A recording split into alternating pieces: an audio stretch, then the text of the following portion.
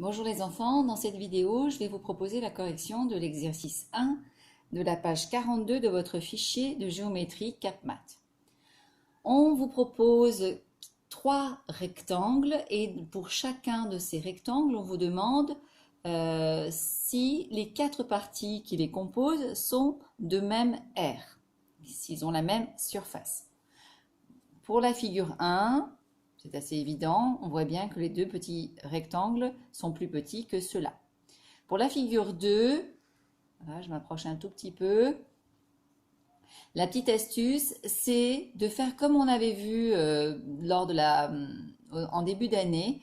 On vous donnait des figures qui étaient placées sur un quadrillage et on vous donnait une unité pour pouvoir compter la surface et les comparer. Et bien là, c'est pareil.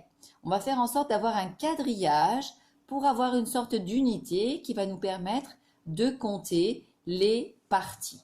Alors, moi, j'ai tout simplement prolongé les différents traits qui m'avaient déjà été donnés. Voilà, comme ça. Et ensuite, j'ai compté tout simplement les petits rectangles que j'avais dans chacune des parties.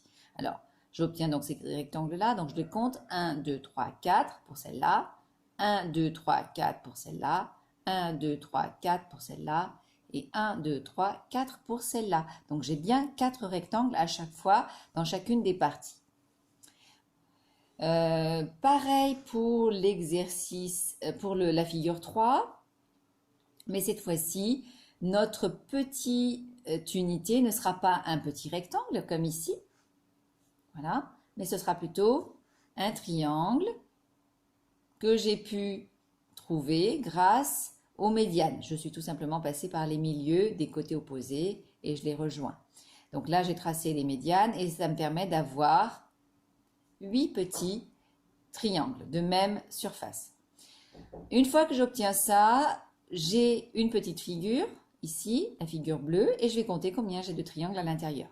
1 et 2, ici. Pour ce triangle-là, j'ai bien 1 et 2.